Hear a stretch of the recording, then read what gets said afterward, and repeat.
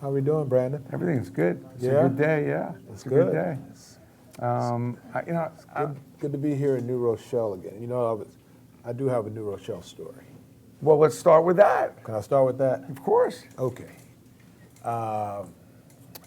Iona College is here, right? Only half a mile from here. So back in the 90s, the 1990s. I'm thinking Got a lot of gray hair. 90s, you were The retired already. 1990s. You were retired. I get a call. I'm retired, and Clyde Frazier's retired, and we're being represented by a guy named Erwin Weiner, Owen Weiner, sure. and the company's Walt Frazier Enterprises. So we get a call, and a guy is celebrating his 35th birthday, and his wife is calling and wants Clyde and I to come help him celebrate his birthday because we're his favorite players. And we both are at the same agency. So we work out the regonomics, and we show up at Iona College, and we actually play basketball with him and his friends, okay? And he's a Wall Street guy at this time, and he's like a Wall Street juggernaut. So he's doing well. But long story short, I'm still friends with the guy today. Clyde is still friends with the guy today. I'm his daughter's godfather, right? And it all started right here in New Rochelle. So that's my New Rochelle story. Yep. We played basketball, and then they brought in pizza. Yeah. And we ate pizza. It was like me, Clyde, him, and 7 of his friends. That's fun. Yep. I don't remember the 7, but That's fun. Like every now and then, now we got to go to Bill Russell's camp together. Yeah. And the highlight was, playing one-on-one with him, which is not that much fun. Once you get into it, you realize, it's very difficult. But it was fun like that. Yeah. Because not a lot of people showed up at that camp. So you had Magic and Kareem and Bill, and there's only like 20 of us. Yeah. Like, I know what that was, a kid in a candy store. But I got to ask, first of all, how did you who named you Dr. J? How did that name come up? I've been Dr. J since my first year with the Virginia Squires.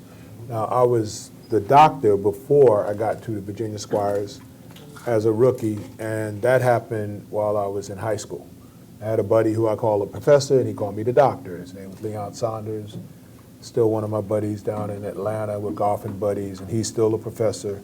And to me, I'm still the doctor. But once I got to Virginia, they were calling the team physician Doc, and the trainer was Bob Travellini, and some people would call him Doc because he liked to bandage people up and whatever. So it was just too many doctors. So the trainer said, "You're going to be Dr. J." And when they started to promote our team, Charlie Scott was our best player. Charlie Scott from North Carolina. So they would list Charlie the Great Scott and featuring Julius Dr. J. Erving and the Virginia Squires. So he had the marquee, and they put Dr. J up there, and it stuck ever since then. Like you were one of those college that was a players. lot of years ago. Like you were one of those college players that grabbed everyone's attention because they said you can go and grab a quart on the top of the backboard. There was that rumor, and you had this incredible hops and everything else. But why UMass? Well, I went to UMass because, I wanted to have a big campus experience. I wanted to go to a good school. I wanted to pursue my business degree. And when I came out of high school, I was 6'3" and a half, 163 pounds. I played at that height and weight my senior year. And I was on the All Long Island team and won the Sid Colbert Award, which was the best player in Nassau County. But, I always thought of the pros, guys bigger, stronger, and that was a man's league, and I was very much a boy.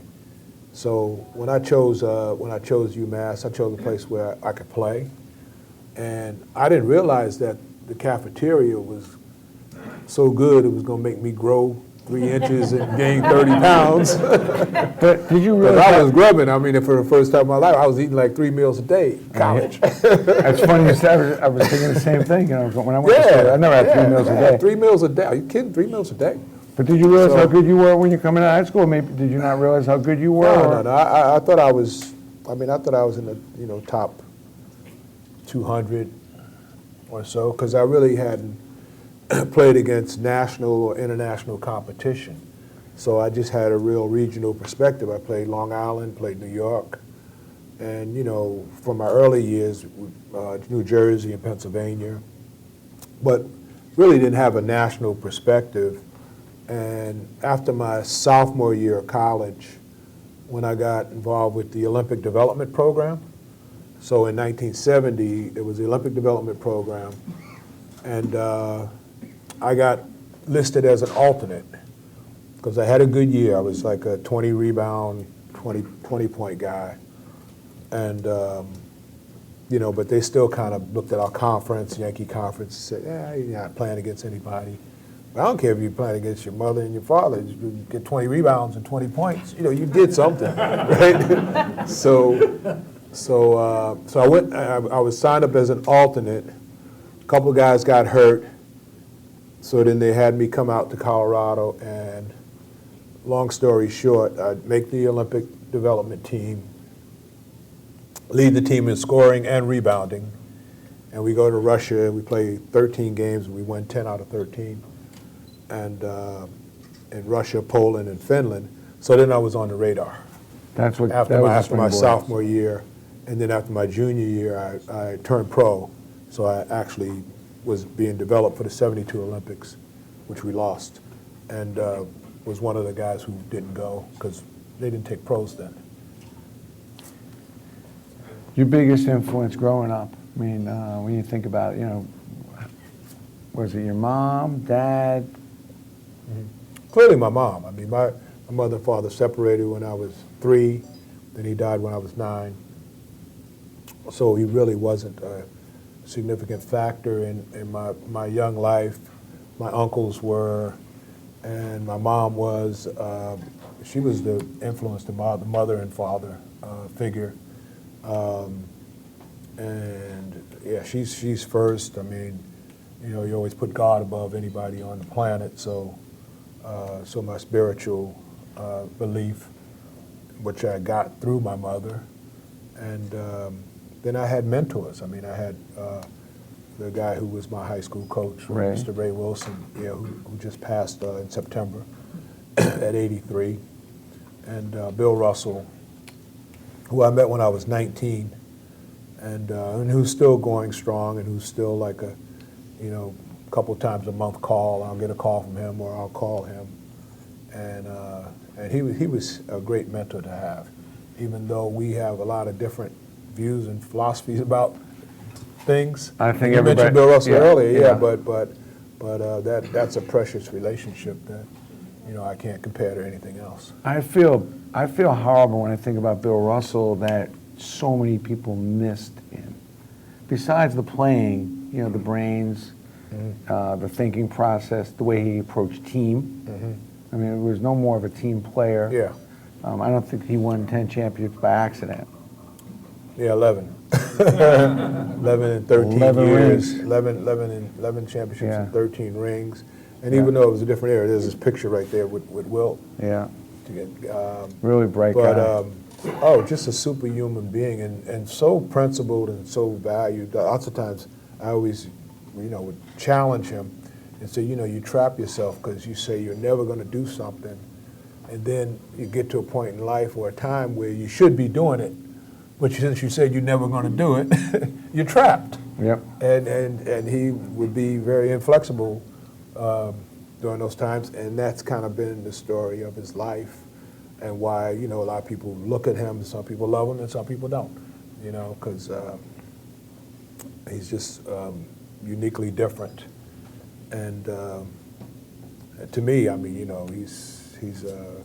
I mean, I'm like a kid in a candy store anytime I sit around because he starts opening his mouth and talking, and I'm sometimes so engrossed with listening to what he has to say, I don't have a response. And that could happen tomorrow if he was sitting right here. And some people say that I've had that type of effect on some young athletes, and I got it from him. Definitely. Well, you were the guy. Got it from him. Because you didn't catch Bill, early enough, but young players or players, you were their guy. I mean, you were the guy they emulated. You were the guy. Yeah, I mean, yeah. you wanted to play and be like you. And also there was a lot of Yeah. class to the way you played. Yeah. You weren't a big. You were just. It just seemed like you're just gliding. How'd you stay so even? It wasn't always even. there So- were ups and downs. But you were just able to. But I were you think able to hide for it? me, yeah, no. For Or- me, I mean, I think you want to balance, physical, spiritual, emotional, and I think you want to grow in, all of the developmental areas of your life evenly if possible. So sometimes you'll find somebody who just goes to the gym and they're a gym rat and they work out all the time and they build big muscles and their whole energy is towards that physical performance. But I think to be the complete package, and to use that term, physical is only one part of your development, and it's not necessarily the most major part. So you have to develop yourself emotionally in terms of your relationships that you have, with people, and obviously academically, your mental side, becoming a student of life, a student of academics, a school student, and trying to, go as far as you can grow there. Do you think kids and are- then you think your kids are missing spiritual that? life is ongoing. I mean, you will continue to learn more about your spirituality as you go through this journey. Are a lot of young players in today great players, but are they missing some of that because not staying in school long enough, or missing some of that spiritual part of it? Well, the spiritual part is mostly private, except for the guys who are, really pronounced and, a David Robinson type or whatever, who everywhere he goes, he's bearing the cross wherever he goes because he's a strong Christian. And Bobby Jones, who was a teammate of mine, is always witnessing to all the other players. And, so they're very outward in terms of their spirituality. And there's plenty of spiritual people in the league, some more outward than others. And some kind of like just their presence in certain situations just shows you that, like a Tim Duncan who's been around 19 seasons or 20 seasons, and you can see he's a very grounded person and he's well-rounded and balanced in terms of his approach to his profession, and he's going to make a great transition afterwards and, either do something here or do something back in the Caribbean, where he's from, that's going to be probably as significant as what he's done in basketball. So it's not for me to judge and say there's too much or too little of anything going on, because unless you are sitting in someone's living room or wearing their shoes or interacting with them, going to dinner with them every now and then, you really don't know. That's true. You really don't know. And the economics have become such a dominant thing in pro sports right now, is that a lot of things don't really get a chance to shine through, because if a guy plays bad, he's making $20 million a year. They're going to call him a bum and he needs to get his stuff together and whatever, and they might be insensitive to what happened the night before.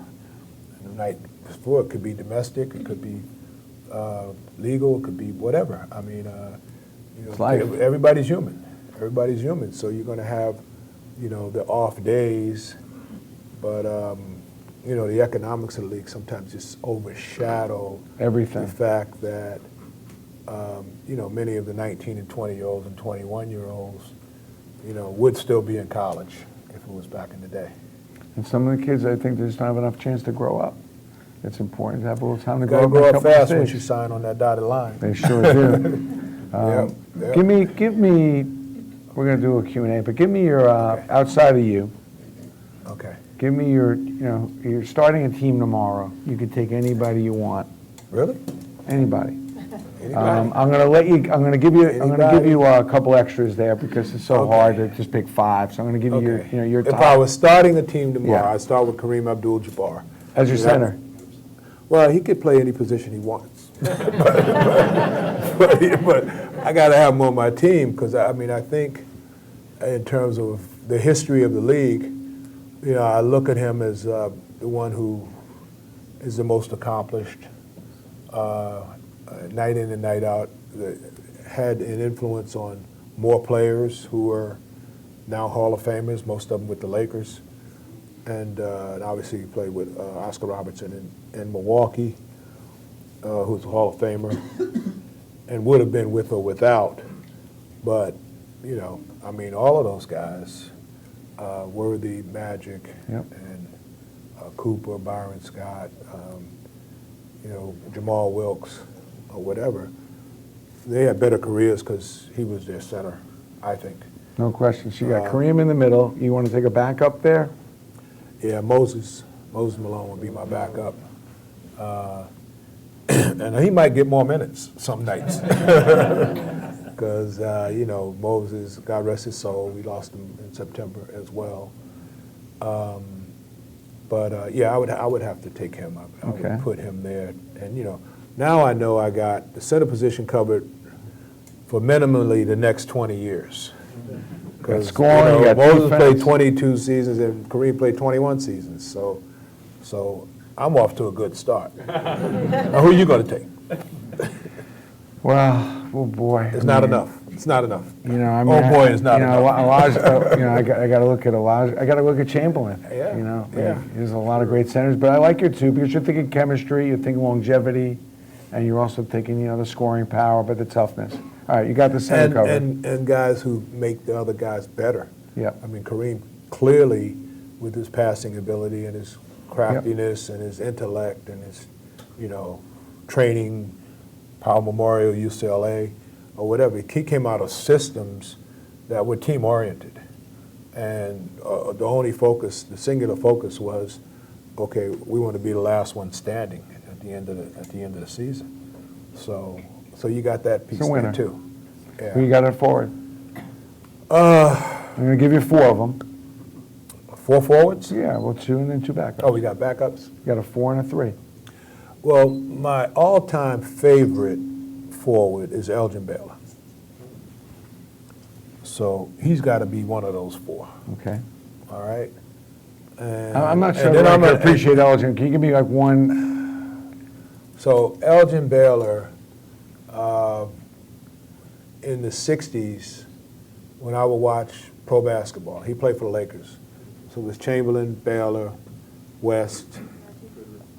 Yeah, they had Goodrich and Happy Harrison or somebody. And when they run 33 games in a row, whatever, start the season, which was pretty impressive. Needless to say, they won the championship that year. But Elgin could do it all. I mean, you know, right now, I think Wilt has the highest scoring game in history, NBA history, 100. Kobe's next with 81, and Elgin is next with 73. So here's a guy who plays forward. It's got to get the ball from somebody else to score, as opposed to just bringing it up himself and whatever. And not only did he score like that, I mean, he was an unstoppable 6'5.5" guy, strong, around the hoop, under, over, around, or through, whatever. I mean, I used to watch him play on TV, and I used to go out, try to do some of that stuff. You know, I mean, He liked the backboard. I try to do Elgin Baylor's moves. And, Yeah, he was one of the first guys on the backboard. And I always heard of Connie Hawkins, but I never got to see Connie Hawkins because Connie was almost like a ghost. And then when I got to see Connie Hawkins play, and, you know, picking the ball up with one hand and floating the way he did and playing with people, you know, he just hold the ball behind their heads, and he had a whole lot of globetrotter tricks. You know, I tried to combine Elgin's game and Connie's game to become my game. So Connie would be another guy. So you got to take him one of your forwards, I'll take Connie. I'll take Connie. I'll take Elgin. And then I probably would go Duncan and Malone. Karl Malone. You are old school. You don't like a lot of My that? team, let's put it on. Put the uniform on. Huh? All right, I like your team. I see where you're coming I from. know who you're going to take. No, I'm with you. Who you gonna take? Well, I got to have Larry. Okay. But so competitive. I got to have Larry. All right. Got to keep hope alive. I like Karl Malone. I mean, I probably would take We him. got an overlap there. Yeah, we got a little bit overlap there. right. I like him. Who else you got? David See, I would- Bush? I You got would- David Bush? No. Oh, okay. No. Although the man did play 2 sports. Got to give him credit for that. That's true. That's You know, true. he Chuck was a- Connors did too. He was a good player. The rifle man. I like Larry. I probably, I see I get caught up in the guards, and I may have to put Magic at forward, but I'm going to stay Magic at the guard. He'd be one of my guards. Wait, we're not going We're to not the there guards. yet. I go first. Right? You still owe me another forward or 2 forwards. You got Bird and Karl Malone. Well, I would pick you. Oh, thank you. Okay. There's no question. Smart man. Okay. Yeah. Knows how to treat a guest well, right? Well, you got to go there, and then. No, I pick Garon in the backcourt, but I also James Worthy. I'm a big James Worthy fan, Right. and I like his game a lot. I think I may have to go there with James on the forward. Okay. Nobody All right, that's a good team. Remember, I'm thinking. I know you like the rebounding, but I like the running. Yeah. And if I get James running down the wing, I'm good. I know he's going to finish for me. So I like him a lot. Great pick. And I'm Great thinking pick. one more pick. I don't know. Havlicek was more of a guard, though, than a forward. But I'm thinking Sam, maybe Sam Jones. He's guard too. Guard, too? Havlicek's a forward. 26,000 points, 8 championships, 7 championships. Yeah, I'm thinking there's another forward that maybe I like. Rick Barry. Well, if Rick was here, I would have to take him because he'd kill me. But there was Let me tell you, Yeah, Rick was an assassin. biatch. And if you don't believe it, yeah. Rick could do it a million ways, Oh, but yeah. also and nobody would ride his team more, too. He expected a lot from him and his team. Yeah. I spent a lot of time on airplanes with Rick, so I'm going to throw Rick in there. I got to All throw right, Rick in yeah, next year. Don't I like Rick, forsake- James Worthy. Let's not forsake Rick. Rick, James Worthy, I'd take you, and I'd take Duncan. Yeah, I'd take those 4 forwards. All right. That's not the guys you named, but that's okay. I thought that you took Malone. I took Karl Malone, yeah, it's one of And them. I thought you took Duncan. Bird. Oh, I did take Bird, yeah. I took Bird, yeah. So you gotta have Bird. forwards. We got team for Yeah. Now you can only get I 2 went guards. 5, yeah. You can only get 2 guards now. Well, I know where my 3 guards are. My first pick, I know where my first pick will be. You can take 3 guards. I said you only get 2. You got 6 forwards. I know who your first guard you're going to pick is. There's no question. From Milwaukee, you could just throw him out there already. I know. I can see the way you're going. I know you're going with Oscar. Yeah. There's no Of course. question. Of course. I got Oscar and I got Michael. I got Oscar and Michael. See, I get 4. Right. Oscar and Michael. See, he studied my cheat sheet right there. I'll take Magic. And that last spot. Jerry or Tiny? What do you guys think? Or Iceman? I'm gonna leave that spot open. I'm gonna make them try out. I'm going to start See who with. still got it. I'm going to start with Magic because that's my coach on the floor. There you go. So I always got to start with him. And you know Okay. something? Only until recent, but I'm going to take LeBron. Yeah. And then I'm going to take Michael. And I'm going to take Tiny because I want to run. And Yeah, nobody see? can catch him. See? And he's a Brooklyn guy. And, you know, Brooklyn guys are Brooklyn guys. Bronx. So Bronx. like that. Bronx. You have a head coach? Bronx. The Brooklyn, you know where Bronx. you know where the ball. You went to Tiny Brooklyn. like from You the know you Bronx. went to Brooklyn to play though. Tiny, yeah. Oh yeah. So did he.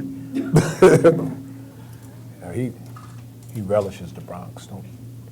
Don't make him a Brooklynite. It's He was okay. from where we went to high It's okay. school, but Yeah. but Tiny was tough. Yeah, Tiny was awesome. Every ounce, Only man. guy to lead the league in scoring and assists. You know.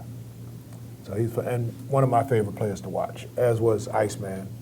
Oh. There's certain guys I like watching, and if I had to pay, I'd pay to see them play. Tiny and Ice would be two of those guys. Do you have a coach? Let's see. Well, my most fun years were the years when I was coached by Kevin Lockery. And those were my 3 years with the Nets. Every Yankee before, Cunningham afterwards, Matt Gukas afterwards, more all business, and Lockery, I really just enjoyed playing for him. And so he would be able to coach my team. Mockery. Yeah, he would be able to coach my team. Yeah. Yeah. I'm going with Pat Riley on that, but you know, I like his business approach to the game. Yeah. You played one-on-one. Tommy. You played. I'm just going to ask you one last thing, and then we'll open up for everyone. But Okay. You played one-on-one. I don't know if you remember, if you guys will remember that, the one-on-one with you and Kareem. Yeah. Yeah, that was a setup. But it was fun. I was all right until I got wired. And when I got wired, and they kept going around with the spandex to get the wiring and stuff done. So they were doing that. And at some point, I mean, I was just like getting choked. But I couldn't take it Really? off. And then I tried to wear these gloves, hot hand gloves. Was another- Had to take them You're off. an entrepreneur, though. So, I mean, you know, it was a business deal for us. So after I got down like 9-0, I said, well, I just got to get a couple of dunks off in here to balance it out because there's no way I'm winning this game. Kareem's tough. No way I'm But do you, winning this do you game. like that setup, though? Just looking back on it, like, wouldn't you like? Do you see that kind of? Would it be kind of fun to see that setup go forward? A little? It's happened a few times, one-on-one basketball, and it was funny because Artist Gilmore comes over to me. You should have let me play Kareem. You play who I played because he played Connie Hawkins, and that would have been better. I agreed with him, but What's Kareem one, and I were like the showcase guys. So one-on-one basketball on a stage, it's never going to replace 5-on-5, but I think with a small audience, like if you got 1,000 people, and they were really diehard basketball fans, and they had their favorite players to go in there and do one-on-one. But I don't think it translates that well to the major audiences, you know, because basketball is a team game. Yeah, I like the 2-on-2 maybe, or the 3-on-3 setup could be kind of fun. 2-on-2, 3-on-3, You know, between and now you can get a little bigger stage. Yeah. But never going to be the main stage. Yeah. I don't think it'll be the main stage. Well, there's some questions from the audience. We'll start right in front. All right. First of all, thank you, Mr. Steiner and Mr. Erving, for being here. This is just such a big pleasure, I think, for everyone in this room. Yeah. It's just such an honor. Appreciate you guys being here. And we For real. appreciate you. Thank you so much. Throughout your career, which you had a long career and a lot of milestones, but is that one particular memory that, as an old saying goes, I'll remember that moment until the day I die? Is there that one particular moment that Yeah. in your career that's something that you will never forget, that just Yeah. like, you Yeah. know, stuck Yeah, with as you forever? milestones go, the 30,000 point, you know, in the 30,000 point club, there were only two guys there. So Kareem and Wilt were the only two to score 30,000 points when I had that accomplishment. And it was my last game, my last season at home. So we're playing the Indiana Pacers. And in that year, so I'm 37, and I'm like the third option on the team. But I was still in the starting lineup, and I was playing two guard because Andrew Toney had gotten hurt and didn't come back. Doug Collins, Andrew Toney. So I was in that two guard spot, which was kind of like the scary spot to play. And I've been playing small forward all my life, right? So Matt Gukas is coaching, and the guys are like, all right, we're going to feed you the ball tonight. I'm like, really? It's like the last game of the season, right? So we're playing the Pacers. They're like feeding me the ball. I needed like 31 points, right? So they're feeding me the ball, and I'm scoring and feeling really youthful, even though I'm the oldest guy on the floor. So I had like 21 at halftime. And then we start the second half, and, you know, they're setting me up. We're actually winning the game, too. I got 21. We're winning the game. Third quarter. So late in the third quarter, Indiana's like, they're trying to deny this milestone. Because they're like an old ABA franchise, you know. So, I mean, they're kind of in it, but, you know, the guys, Indiana, you know, they knew me pretty well. So they're sending two guys over. Every time I got the ball, they're sending two guys over. And my guys are saying, shoot it, shoot it, shoot it, you know. So it was kind of funny because it's just not my nature when two guys are on me just to think shot first. I always think play first. So I just remember this like it was yesterday. I get the ball on the baseline, and two guys are guarding there. My teammates are saying, shoot it. And I got like 29 at the point. This is in the third quarter. So I take the jump shot, and it sails, and it goes in, you know. And the building like erupts because it was my 30,000th point in my pro career. And it was a milestone. That night was tuxedos and tennis shoes night. It was the last home game, and we were going into the playoffs because we ended up playing Milwaukee in the playoffs. But so they stopped the game, presented me with the game ball, blah blah blah blah blah, and then we resumed play. So I scored a couple more buckets, right? So I actually go to 30,004. So Matty takes the lineup out. I don't know why. And we're up like 12, 15 points. Indiana makes a comeback. Next thing I know, Indiana's ahead. Oh. And, you know, the significance of winning the game wasn't going to change our playoff position. But they tried to put everybody back in the game, but it was too late. So we ended up losing the game. So the milestone happened on a night in which we lost the game. But nonetheless, it happened, and it was just one of those moments, out of all those moments, just to answer your question. That year, though, I want to ask you, something special happened. that year, though, Charles Barkley's rookie year, was your last year? His third year. We played 3 years. That was his third year. Yeah. How was it playing played with 3 Charles? I mean, what was that like? Because Well, you're Charles, two different kind of characters here. Yeah, we are. But, you know, basketball is basketball. I mean, I was like a freight train. He was like a runaway freight train. So just from the first day of practice,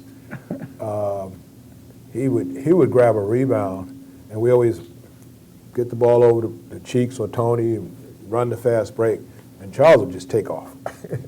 He'd just take off, and you know, we knew he was a special talent, you know, right from day one. Billy stayed one season with Charles, and then Matt Gukas had him the next 2 seasons. And Billy's personality would have had a much different effect on Charles than Matty's, because Matty was just kind of laid back, whatever you guys want to do. And, you know, if we wanted to meet the team in Chicago, he was okay with that, you know, whereas Billy was just more of a driving force and whatever. So those last 2 seasons, I think Charles kind of really took advantage of it being a little more liberal. Yeah. And, you know, as you know. He was also a talker on the bench. You know, coach put me back in. It just seemed like a couple of times I was like, wow, he's telling the coach to put him back in, or he was a all of that and some, but he always performed. Yeah. And he performed at a really, really high level, and I think even though he played for Phoenix, he played for Houston, I think he always still relates today to having played for Philadelphia. Yeah. You know, his first 8 seasons and when he established himself. And, you know, that's why he's a Hall of Famer, because of those years in particular. No question. Yep. Yeah. I just want to say that you've been my sports idol since I've been 13. 73, 76 Nets have been a big role. Really? I've Thank been you. waiting 40 years to ask this question. In 74, 75, what happened against the Spurs in St. Louis? I thought you guys would kill them. Yeah. You know, things happen. and I know exactly what happened. And did you see that documentary, by the way? Yeah. Yeah. So I don't know if they told the right story, but the first year we won the championship, which was '74, and we ended up beating Utah, right? And we came out the next year, and we were like, you know, all systems go. I mean, it really was. We were a young team. We played hard every night. We wanted to have the best record, and we had the best record. But we really wore ourselves down before the playoffs. And when the playoffs came, and you know, they're throwing Maurice Lucas and Marvin Bonds and Freddie Lewis and Bron Boone, and I mean, they had a really good team. I mean, we probably beat them. We probably played them 12 times during the year and won 10 times. I mean, we dominated the team. But we were literally a tired team going into the playoffs and got knocked out. And then the next year, I remember the last month of the season, because Kevin was a lot wiser as a coach and we were all smarter as players. And he says, I either want you not to play, or if you're going to play, you're only going to play one quarter. And I was leading the league in scoring. I was averaging like 29 points a game, leading the league in scoring. And I said, all right, I'll play at one quarter. You know, so as it turned out, I don't know whether I won it or not, but I think my average went from 29 to 27 in the last month, because I only played the first quarter. And I mean, we were rested up. And that '76 season, we had no problems getting through the playoffs. I mean, we had challenges, but Denver was the big challenge, and they had beaten us 8 out of 12 times. But we came out ready, and I remember that opening series in Colorado, and we got a split, and the first game, I scored 48 points. 48 points, and hit the game winner. And then the next game, it was 45, maybe 45.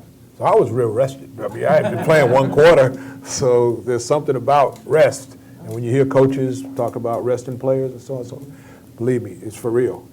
It's for real. There's nothing like the old ABA, though. But there's some players who, Great. they're like, no, I don't want to rest because, you know, the stats and the agents and so on and so forth.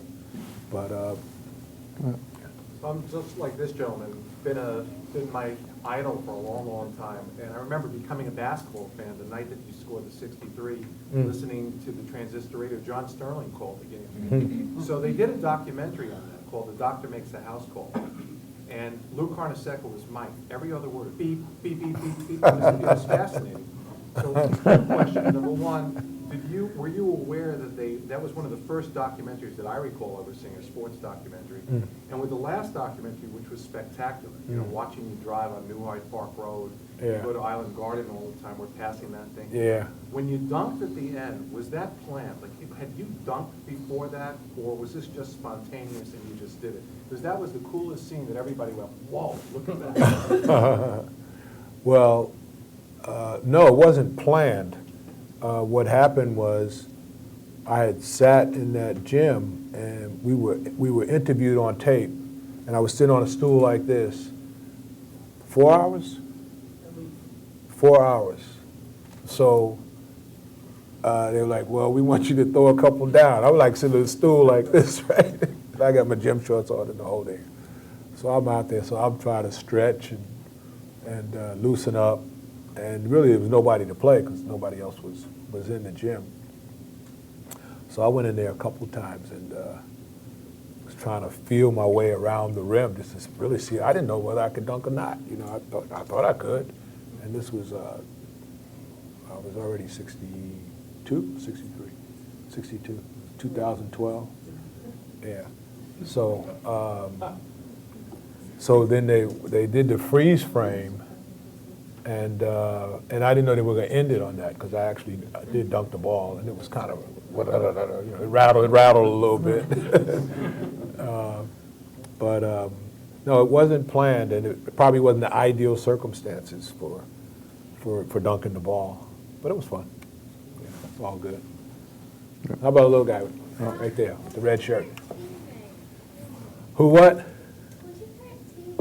My favorite teammate? My favorite? Yeah. Let me think about it. I think I had a few teammates who I really liked, and but my favorite is the guy I roomed on the road for 7 years with Steve Mix, and Steve used to always kind of loosen me up because he was a loosey-goosey guy, you know, he's singing all the time, I'm a rhinestone cowboy. so he'd loosen me up and I'd tighten him up. So we really were good buddies, and his daughter's my goddaughter as well. He's a good player. Now and Del. Yeah. And it was so ironic that the year we finally got over the hump and won the NBA championship after 3 failings, he was on the Lakers. So he was going to win, I was going to win. I was like, I can't cheer for you, you know. But yeah, Steve was my buddy, and I had Willie Sojourner my rookie year, and my first 2 years, and then my first 2 years with the Nets. And we were cool. And Al Skinner and I were very cool and still friends today. But Al Skinner. yeah, but I think Steve gets the nod. Any other questions? Yeah? Lest you think you've only been an inspiration to us old guys, I didn't tell my grandson where we were going tonight. When we laid down, I said to him, you know, this guy Steiner sometimes gets real good ball players in to do interviews. I said, if you had your choice of any baseball player, basketball player, active, retired, that you'd like to see tonight, who would you like to see there? Dr. You Chase. came up with that? Really? Wow. Got to get him on TV. What am I thinking about? That's a good thing. That's good, and that's a great compliment. Thank you. Yeah. How old are you? 13. 13. Cool. Nice. Yeah, I have a son who just turned 14 yesterday. Yeah. Mr. Erving, Yes. I know you played college at UMass.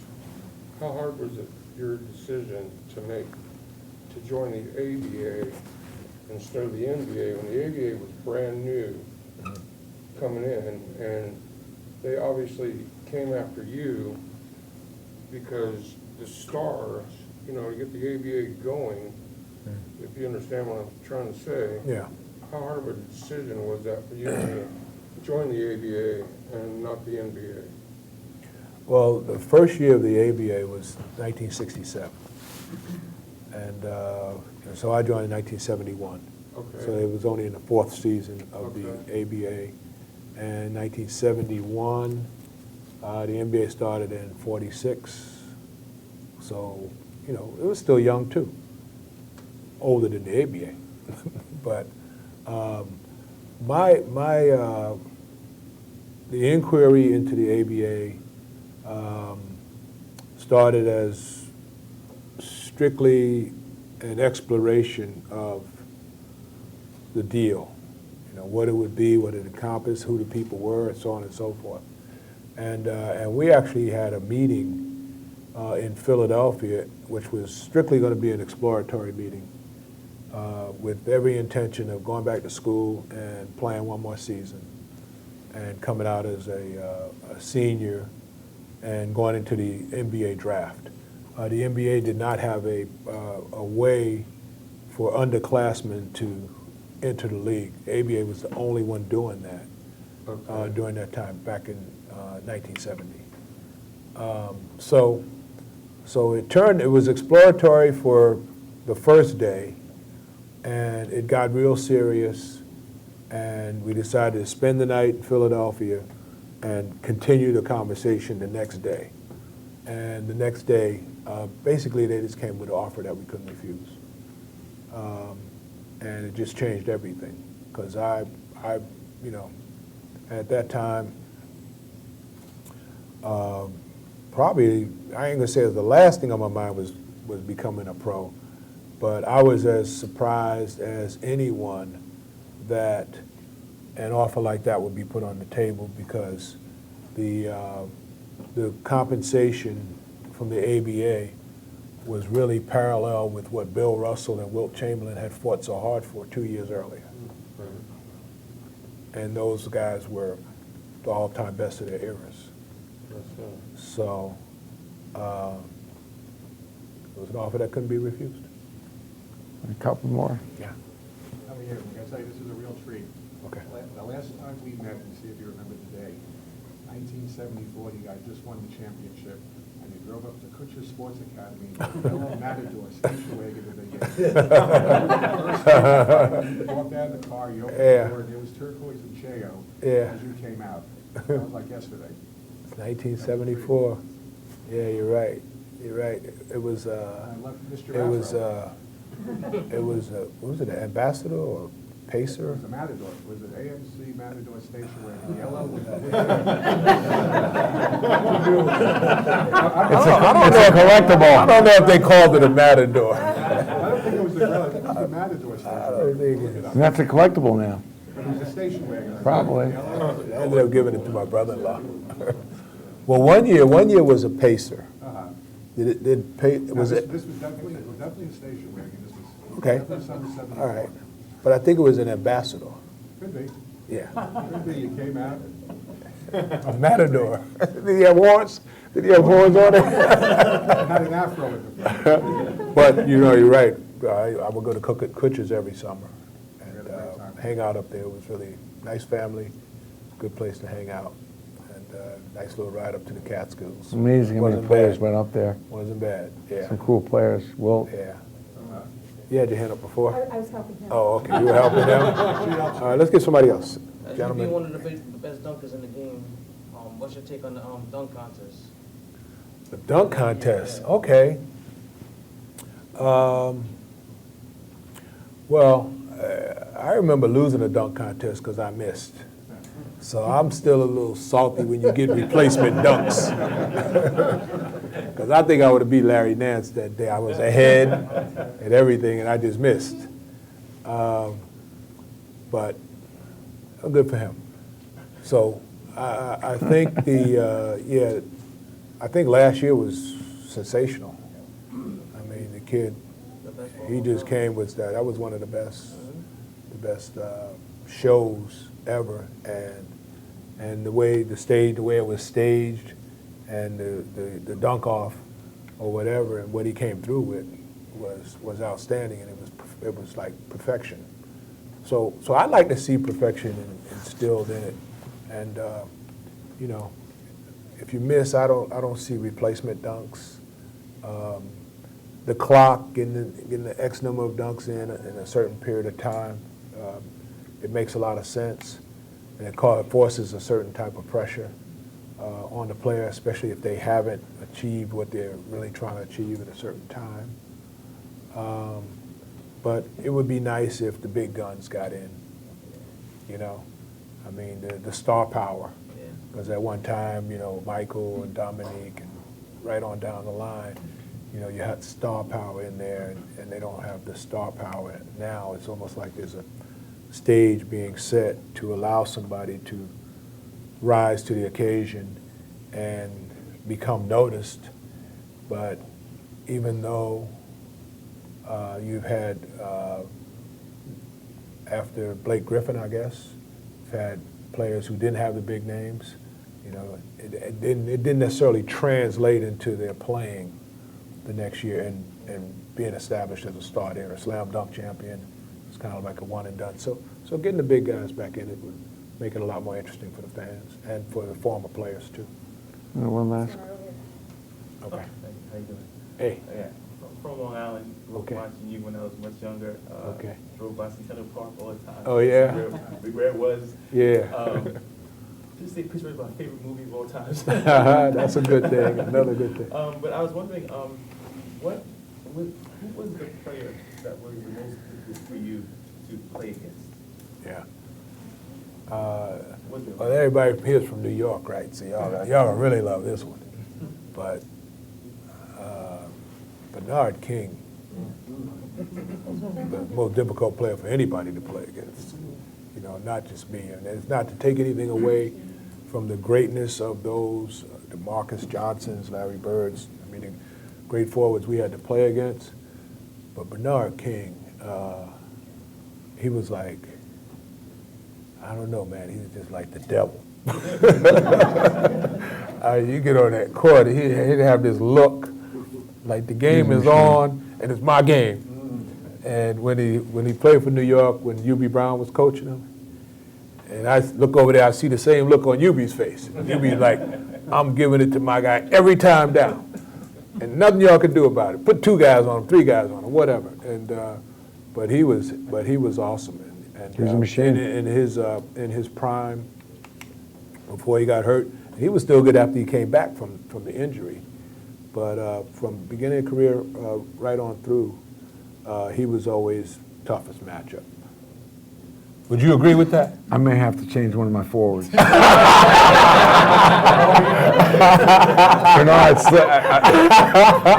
Yeah, he tends to slip through the cracks. yeah, because Bernard has this thing like, Because you he know, played for so many teams. and he also But- has this thing like, if he gets to a spot, he's like, Yeah. I don't care who's guarding him. If I get to one of these 9 Yeah. spots, I'm automatic. It's like 9 spots. He's 9 spots. He draws these X's. I only and had 6 spots. 9 spots. If you get to one of the 9 spots, that's it. It's over. It's That's over. how I mean, we it are, yeah. just feathery touch. I mean, whether it's 4 feet, 14 feet, whatever. I mean, this he may have to really, he put him really, Yeah. he really was. You went old school on me tonight, though, He was man. special, You went yeah. old school on me. Yeah. Connie Hawkins, I mean, Elgin Baylor. I know. I'm like, man, I want to go hoop right now. We got another guy with the Nets jersey. What? Well, I mean, Stephen Curry is superb to watch. Durant, Westbrook as a combination. LeBron is a master of the game. And, you know, the Miami years aside, when it was Bosh and Wade and LeBron, you know, you could put LeBron on any team. He's gonna make the other players better, and he's gonna continue to grow his game at the same time, which is, you know, just makes him an amazing player. And, you know, he'll go down as one of the all-time best. He'll be in the top 5. I like watching Chris Paul play. He's a treat. I love watching the Spurs. I live in Atlanta, so I get a chance to see the Hawks play. The Sixers and the Hawks are probably the games that I'll go to live, and maybe 6 Hawks games, 6 or 8 Sixer games during the course of the year. So, so I still enjoy watching basketball, although I'd rather be spending my time playing golf. What is important? What Afternoon. does take a lot of your time now? What's important to you these days? Well, you know, we manage our brand. We have Dr. J Enterprises, LLC, and we do a lot of collaborations with different types of businesses, you know, in the medical space, in the technology space, in the educational space, and continue to look for opportunities to attach our brand in a positive way where we make that company either bigger or appear to be bigger, and open some doors for them that they can open for themselves. And those become opportunities for us with that collaboration. And so between that and the family time, I mean, I have 4 sons, 3 daughters, 5 grandkids. And so we're full in that department. Got a lot going on. And other Charity? than that, Is there charity? Yeah, the Salvation Army has been my pet charity all my life. So we did a big benefit for them back in September with a golf event in Philadelphia, and they were the main beneficiary. So, You don't hear a lot about the Salvation Army. Is it something, what brings you so close to that particular? yeah, when I was 9 or 10, I got invited to go inside out of the cold in the park and play in an indoor center that was at Atlantic Avenue in Hempstead, Long Island. It was the Hempstead Salvation Army. And my coach, Don Ryan, who was about 19 at the time, is still coaching those kids, you know, out of Hempstead. They call them the Hempstead Dons. Really? And Don is, 74 now? 74, still looks like he's about 54. And, you know, I had the Salvation Army banner behind me when I went in the Hall of Fame. And Don was there, and multiple things over the years. I've always kept the Salvation Army, you know, near and dear to my heart, and their cause and their mission. And back in the day, it used to be not for ourselves, but for others. And now it's doing the most good. So, so if everybody here, if you like me, hopefully you like the Salvation Army when they come calling. You know, you do a little something for them. You're a loyalist, Thank you. though. Huh? You are old school, loyal, just, What'd you expect? I'm just kind of, you know, What'd you just trying to expect? get my arms around it, but, Yeah. you know, I always come in with an empty mind, but I've known you for a bunch of years, but when I really look at the way you operate over all these years, there's a lot of easy roads you can take, but you're very loyal, like even Ray Wilson, your high school coach, all the way through. Erwin Weiner, we have covered a lot of territory. Yeah, we tonight. have. Yeah, we Yeah. have. We left a lot out, but, Yeah. you know, We'll have to get you back. okay. Yeah. That's the deal. Thank you so much. Thank you.